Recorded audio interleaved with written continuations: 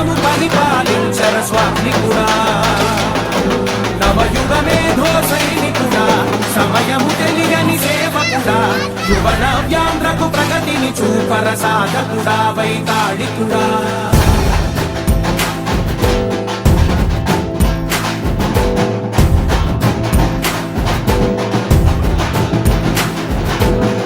ప్రతి ఇల్లు నిన్నే నిన్నే పిలిచింది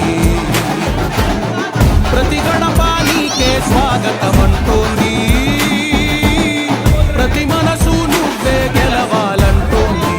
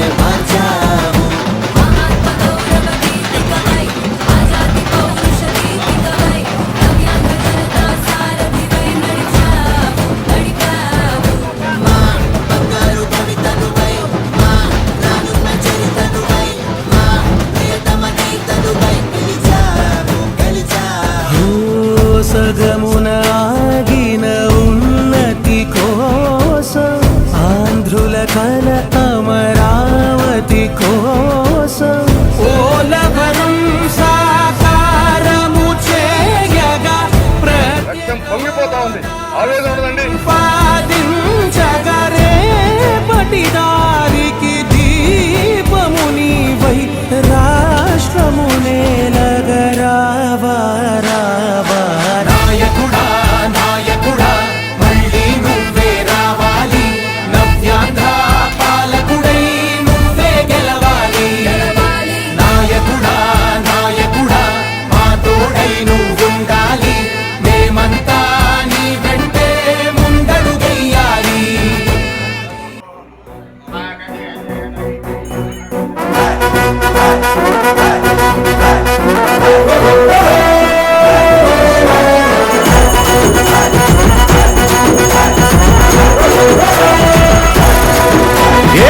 పరమీసం ఇది ఆంధ్రుడి రోషం రారమ్మని పిలుస్తోంది తెలుగుదేశం. ఏదైతే రేపు 13 ఎన్నికలు జరగబోతున్నాయో ఆ ఎన్నికల సందర్భంగా ఇప్పుడు దాకా అంతకుముందు 14, 19లో మేము ఏం చేసాం, అదేవిధంగా 19 నుంచి 24 వీళ్ళు ఏం చేశారనేది కూడా మీకు తెలవాల్సిన అవసరాలు ఉన్నాయి. మేము ఉండేటప్పుడు అప్పుడంతా కూడా ఒక చిత్తశుద్ధితోటి ఒక ఆలోచన విధానంతో మేము పనిచేసాం ఒంగోలులో. ఇక్కడ ఉండే పెద్దలు చాలామంది ఉన్నారు. 14కు ముందు ఒంగోలు ఎలా ఉందనేది కూడా మీ అందరికీ కూడా తెలుసు. 14 తర్వాత ఒంగోలు ఏ విధంగా తయారైందనేది కూడా మీ అందరికీ కూడా తెలుసు. మాకు 5 సంవత్సరాల్లో అనేక కార్యక్రమాలు కూడా ఈ ఒంగోలులో ప్రజలకు ఉపయోగపడే కార్యక్రమాలు చేశాం. మీ డివిజన్కి కూడా 1,30,00,000 దాకా మీ డివిజన్కి ఖర్చు పెట్టాం. అదేవిధంగా ఎప్పటి నుంచో మనకి ఒంగోలులో పెరుగుతున్న మంచినీళ్ళు, అది కూడా 160 కోట్లతోటి మంచినీళ్ళు స్కీమ్ కూడా తీసుకొచ్చి ఆల్మోస్ట్ మేము కంప్లీట్ చేసాం. 80% కంప్లీట్ చేసాం. ప్రతిరోజు ఇవ్వాలి అనేది మా ఉద్దేశం. దానికోసం మేము అన్నీ కూడా చేస్తే ఇప్పుడు 20% ఈరోజు 5 సంవత్సరాలు అయినా కూడా ఇక్కడ ఉండే ఆట ఆడుకునే వ్యక్తికి దాన్ని పట్టించుకొని పోలా. ఎప్పుడు 5 సంవత్సరాలు ఆయనేమో ముందుండే 4.5 సంవత్సరాల దాకా బయట ఏడో తిరుగుతూ ఉంటాడు. లాస్ట్ 6 నెలలప్పుడు మాత్రం మేము అది చేస్తాం, నీళ్ళు ఇస్తాం రోజు, అదేవిధంగా పట్టాలు ఇస్తాం, ఇవన్నీ కూడా చెప్పటం, ఏదో దొంగ మాటలతోటి వాళ్ళ దగ్గర ఉండే అవినీతి డబ్బులతోటి ఈరోజు రాజకీయాలు జరుగుతూ ఉంది.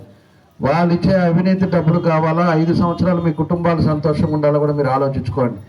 ఏదో ఒకటి విధంగా అవినీతితోటి సంపాదించిన డబ్బులు తీసుకొచ్చేసి మీకు ఇచ్చి 5 సంవత్సరాలు కనపడకుండా మీ ఇంటికాడ సమస్యలు ఏంటి, మీ పరిస్థితులు ఏంటి, మీ బజారు పరిస్థితులు ఏంటి, ఇవన్నీ కూడా ఆలోచించిన వ్యక్తులు కావాలనేది కూడా మీరు గుర్తుపెట్టుకోవాలని చెప్పి తెలియజేస్తా ఉన్నా.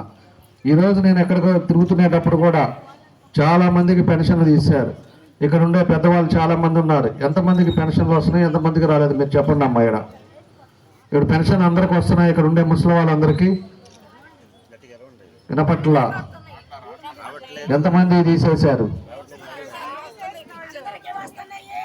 మీకు వస్తుందమ్మా? ఇంకా రాని వాళ్ళు ఎవరు? వెనకాల చేతులు ఎత్తున్నారు, రాలేదని.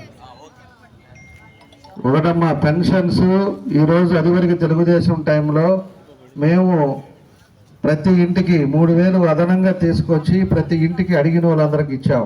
ఈరోజు ఈ ప్రభుత్వం వచ్చిన తర్వాత కరెంటు బిల్లు ఎక్కువ ఉంది, లేకపోతే మోటార్ సైకిల్ ఉంది, లేకపోతే కారు ఉంది అని చెప్పేసి ఆ కారణాల చేత ఈరోజు చాలామందికి కూడా తీశారు. కాబట్టి ఈసారి మళ్ళా తెలుగుదేశం పార్టీ రేపు అధికారంలోకి వస్తుంది. ఈసారి 4,000 రూపాయల పెన్షన్ ఇద్దామని చెప్పేసి ఎన్డీఏ కూటమి అంతా కూడా చంద్రబాబు నాయుడు గారు, పవన్ కళ్యాణ్ గారు, అటు మోడీ గారు, ఎవరైతే మన పురంధేశ్వరి గారు, వీళ్ళందరూ కూడా కూర్చొని ఏదైతే చేస్తే ప్రజలకు ఇబ్బంది లేకుండా ఉంటుంది అనేది ఇవన్నీ కూడా నిర్ణయించుకున్నారని చెప్పి మీకు తెలియజేస్తున్నాం. అదే వికలాంగులు ఎవరున్నారో వాళ్ళకి 6,000 రూపాయలు ఇచ్చేటట్టుగా ఈరోజు తీర్మానం చేశారు. రేపు మన ప్రభుత్వం వచ్చినప్పటి నుంచి మీ అందరికి కూడా పెన్షన్లు కూడా అందరికీ ఈ పెన్షన్లు వస్తాయని చెప్పి కూడా మీకు తెలియజేస్తున్నా. ఎందుకంటే ఎప్పుడు తెలుగుదేశం పార్టీ మాటలు చెప్పే పార్టీ కాదు, దొంగ మాటలు చెప్పదు. నవరత్నాలు అని చెప్పేసి ఆయన జగన్మోహన్ రెడ్డి ఎన్నికల ముందు అనేక ప్రామిసులు చేశాడు. మద్య నిషేధం చేస్తాడు, మద్య నిషేధం చేశాడా? ఇవాళ చీప్ లిక్కర్ అమ్ముతూ దాన్ని అంతా కూడా ఈరోజు ప్రజలకు అమ్ముతా దాని మీద ఒక వ్యాపారం చేస్తున్నాడు. మంచి మందు కాకుండా దాన్ని అన్నీ కూడా మందు తాగి ఈరోజు 40,000 మంది ఈరోజు మన రాష్ట్రంలో చనిపోయారంటే మీ అందరూ కూడా ఒకసారి గుర్తుపెట్టుకోవాలి. అలాంటి వ్యక్తులు పరిపాలనలో, అదేవిధంగా గవర్నమెంట్ సిపిఎస్ రద్దు అన్నాడు. మీ ఇంట్లో ఎంతమంది పిల్లలు ఉంటే అంతమందిని చదివిస్తానన్నాడు. ఈరోజు మళ్ళా గవర్నమెంట్ వచ్చి ఎక్కిన తర్వాత మళ్ళీ ఒకరికే అన్నాడు. ఆ ఒకరికి కూడా ప్రాంప్ట్గా ఇవ్వకుండా ఎప్పుడో వాళ్ళు ఇష్టం వచ్చినట్టు ఇచ్చి ఈరోజు పిల్లలు ఫీజు కట్టలేదని చెప్పేసి కాలేజెస్లో వాళ్ళందరినీ కూడా ఎగ్జామ్ ఫీజు కడితేనే మేము రాపిస్తామని ఇబ్బందులు పెట్టే పరిస్థితులు కూడా మన రాష్ట్రంలో ఉందని చెప్పి కూడా మీకు తెలియజేస్తా ఉన్నా. అదేవిధంగా ఎన్నో హామీలు ఆ రోజు ఇచ్చాడు. ఇచ్చిన తర్వాత ఒక్కటి కూడా అమలుపరచకుండా ఈరోజు ఉండే పరిస్థితుల్లో 12 లక్షల కోట్లు అప్పులు తీసుకొచ్చి ఈరోజు రాష్ట్రాన్ని 20 సంవత్సరాలు వెనక తీసుకెళ్ళాడని చెప్పి కూడా మీకు తెలియజేస్తూ ఉన్నాం. ఆయన చంద్రబాబు నాయుడు గారు ఆ దేశం ఈ దేశాలకు తిరిగి కంపెనీలన్నీ కూడా ఇక్కడ తీసుకొస్తే కంపెనీలు ఇవాళ ఒక్కటి కూడా లేకుండా వెళ్ళిపోవటం. అందరికీ నమస్కారం. గత 5 సంవత్సరాల్లో ఏమి జరిగింది అనేది ఒంగోలులో మీకు తెలిసిందే. ఏమన్నా జరుగుంటే చెప్పండి, ఎందుకంటే మాకు తెలియదు. మీరు ముందు పోవాలి అని అంటే మీరు ఇప్పుడు ఎన్డీఏ కూటమి అయిన అభ్యర్థులను ఇద్దరిని ఎన్నుకోవాలి. లేకపోతే ఇదే రకంగా ఉంటారు, వెనక్కి పడిపోతారు. ముందు 25 సంవత్సరాలు మనం చూడాలా. మన ఒంగోలు ఒక హైదరాబాద్ అవ్వాలా, ఒక చెన్నై అవ్వాలా, ఒక బెంగళూరు అవ్వాలని మనకు ఆశ ఉంటే మనం ఇప్పుడు తెలుగుదేశం పార్టీకి ఓటేయాలి.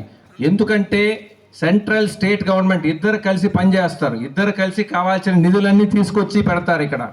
ఆ ఇద్దరు కలిసి పనిచేస్తే మీకు ఎంత కావాలంటే అంత నిధులు వస్తాయి, ఎంత అభివృద్ధి కావాలంటే అంత అభివృద్ధి వస్తుంది. ఎప్పుడైనా అభివృద్ధి జరిగిందని అంటే తెలుగుదేశం పార్టీలోనే జరిగింది అది. ఎందుకనంటే దానికి వాళ్ళు క్లియర్గా ప్లాన్ చేసుకొని పోతున్నారు. ఇప్పుడుండే ప్రభుత్వం చూస్తున్నారు, ఏమి చేయట్లేదు. ఎక్కడున్న రోడ్లు అట్టే ఉన్నాయి, ఎక్కడున్న ప్రాజెక్టులన్నీ అట్టే నిలబడిపోయినాయి. సో మీరు ముందుగా 25 సంవత్సరాల తర్వాత మన ఒంగోలు ఎలా ఉండాలి, మన ఒంగోలు ఒక పెద్ద స్థాయికి పోవాలని అనుకుంటే మీరు ఎన్డీఏ కూటమి అయిన మా నాన్నగారికి జనార్దన్ గారికి ఖచ్చితంగా May 13th ఓటేసి అత్యంత మెజారిటీతో గెలిపించుకోవాలి. ఈ వైఎస్ఆర్సీపీ అనేటటువంటి గూండాలని శాశ్వతంగా ఈ రాష్ట్రం నుంచి తరిమి వేసే ఎన్నికలు. ఇంకొక పక్క చూసాం మనం, మాగుంట శ్రీనివాసులు రెడ్డి గారు, ఆయన మొదటి నుంచి కూడా ఒంగోలుకి మంచినీళ్లు లేకపోతే మంచినీళ్లు ఏర్పాటు చేయటం, లేదు ఎవరైనా ఆపదలో ఉంటే వాళ్ళందరికీ కూడా అండగా నిలబడటం చూసాం. కానీ ఈరోజు ఏం చేశాడు వైఎస్ఆర్సీపీ? ఒక గంట ఎర్రచందనం స్మగ్లర్ని తెచ్చి ఈరోజు ఇక్కడ ఎంపీగా మొదలు పెట్టాడు. తిరుపతిలో శేషాచలం అడవుల్లో ఉన్నటువంటి చెట్లన్నీ కూడా అక్రమంగా కొట్టేసి అక్కడ అక్రమంగా సంపాదించినటువంటి డబ్బుని ఇక్కడ పంచుతున్నాడు. ఒక స్మగ్లర్ ఇక్కడ ఎంపీగా పోటీ చేస్తే మనం ఓటేస్తామా? ఆలోచించండి మీరు. రేపు మన ప్రాణాలకి రక్షణ ఉండిద్దా అని అడుగుతున్నాను నేను. ఇక్కడ ఉన్నటువంటి మన నల్లమల్ల అడవులు కూడా రేపు నాశనం అవుతాయి. మన జిల్లాలో ఉన్నటువంటి నల్లమల్ల అడవులు కూడా శేషాచలం అనే అడవులు అయిపోయినా ఇక్కడ నల్లమల్ల అడవులకు వచ్చాడు. కాబట్టి ఒక్కసారి ఆలోచించి ఎంపీగా మాగుంట శ్రీనివాసరెడ్డి గారిని, ఎమ్మెల్యేగా దామచర్ల జనార్దన్ గారిని అఖండమైనటువంటి మెజార్టీతో సైకిల్ గుర్తుపై మీరందరూ కూడా వేసి గెలిపిస్తారని, మనస్ఫూర్తిగా ధర్మం వైపు నిలబడతారని చెప్పి మీ అందరికీ మరొక్కసారి ధన్యవాదాలు తెలియజేసుకుంటున్నాను.